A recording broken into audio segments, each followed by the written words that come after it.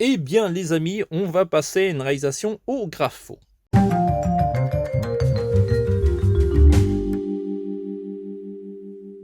Hello les amis, j'espère que vous allez bien. Avant de passer à la réalisation au grapho, je vous rappelle qu'on a fait déjà une vidéo qui explique 4 techniques de base à utiliser avec le grapho. Je vous invite vraiment à la regarder avant de voir cette vidéo. Mais sinon, bon, peu importe, vous allez voir en vidéo comment je réalise. Alors, le dessin qu'on va réaliser est ici, je l'ai déjà fini.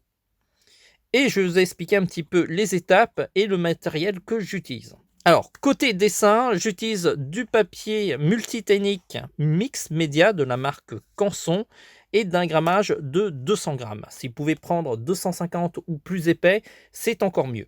Mais comme j'ai une certaine expérience à l'aquarelle, je m'en sors en général assez bien. Ensuite, côté crayonné, j'utilise des mines Nanodia qui s'effacent hyper facilement de couleur rouge. Comme ce sont des mines un peu plus fragiles, j'utilise un porte-mine de la gamme incassable qui me permet d'appuyer beaucoup plus sans pour autant casser la mine. Bien sûr, si vous appuyez comme un malade, ça casse quand même. Mais disons qu'avec ce type de porte-mine, on peut appuyer plus fort. Autre avantage des mines rouges, c'est que ça m'évite de d'effacer à la gomme lorsque j'ai fait l'ancrage. Parce qu'en fait, avec la corisation, le crayonné va s'effacer. Ensuite, étape que je vais montrer en vidéo, c'est l'ancrage qui est fait avec des graphite line. Ce sont des feutres calibrés à encre pigmentée. Alors, l'un des avantages de l'encre pigmentée, c'est que non seulement ça résiste assez bien à l'encre à alcool, mais ça résiste aussi à l'aquarelle. D'ailleurs, je pense que ça résiste beaucoup mieux à l'aquarelle qu'à l'alcool, parce que à l'alcool, selon certaines conditions, on peut faire baver, mais je vous expliquerai ça dans une autre vidéo. J'utilise deux tailles principalement, du 0,3 pour tout ce qui est détails très très fins, et sinon, vous pouvez utiliser du 0,2 ou du 0,3. En général, j'utilise du 0,3, mais si vous trouvez que c'est trop épais, utilisez dans ce cas-là du 0,2. Plus fin, c'est un peu plus compliqué pour faire des longues trajectoires, parce que là, vous risquez de trembler. Mais ça, après, c'est à vous de voir si vous maîtrisez, pourquoi pas.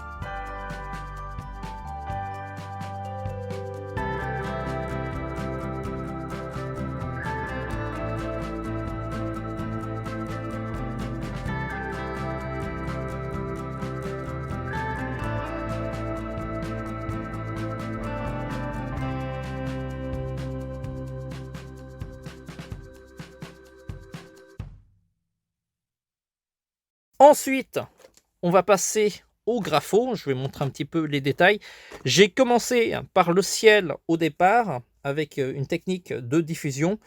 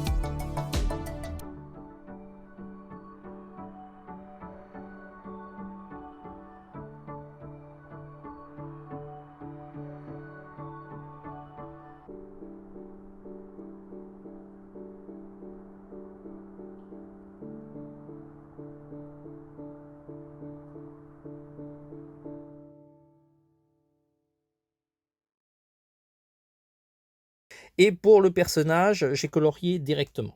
Et puis après, j'ai étiré la couleur grâce à un pinceau à réservoir comme celui-ci.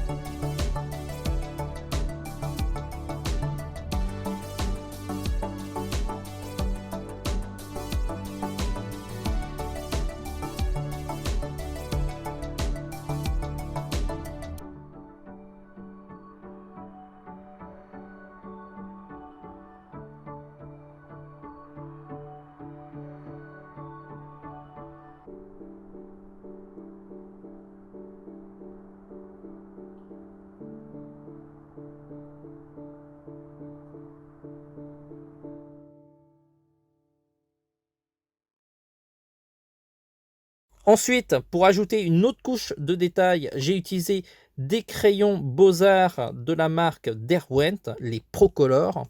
Ce sont des crayons Beaux-Arts qui sont vraiment top. Je les trouve assez équivalents au Polychromos. Et en plus, c'est un produit qui est tout nouveau dans notre boutique, c'est pour ça que je les utilise.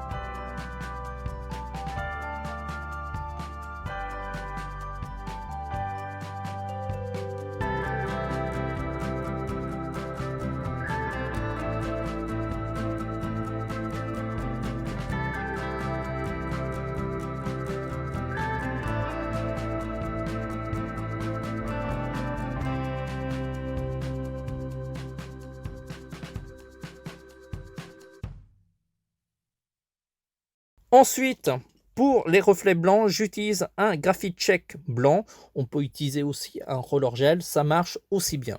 J'aurais pu utiliser un autre outil, mais il se trouve que celui-là était à portée de main et donc c'est pour ça que j'ai choisi le graphite check.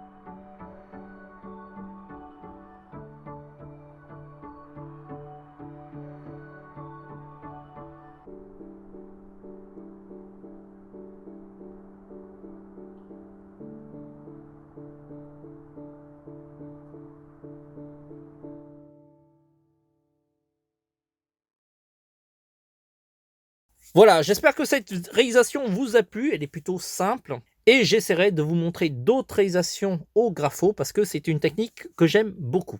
Je vous rappelle aussi que tous ces produits sont disponibles dans notre boutique et que c'est grâce à vos achats que notre site continue à bien fonctionner. Et puis, on est toujours très content de vous fournir en matériel d'art plastique pour votre créativité. D'ailleurs, on va passer dans notre boutique sur laquelle je vais vous montrer où on peut trouver tous ces produits-là. Nous revoilà dans la boutique et je vais vous montrer tous les produits qui sont utilisés dans cette vidéo. Alors, on va cliquer dans la barre de navigation sur boutique, puis on va aller dans la rubrique dessin et on va commencer par le papier parce qu'il faut bien dessiner sur quelque chose. Et le papier qui nous intéresse, c'est le papier aquarelle. C'est le papier qui est le plus adapté pour tout ce qui est technique à eau. Donc vous avez le choix entre Canson, Clairefontaine. Le mieux, c'est d'utiliser du papier aquarelle, mais vous pouvez aussi utiliser un papier multitechnique comme le mix média. Il en existe sous différentes formes comme celui-ci. Ensuite, on revient sur la partie dessin et j'utilise des mines rouges.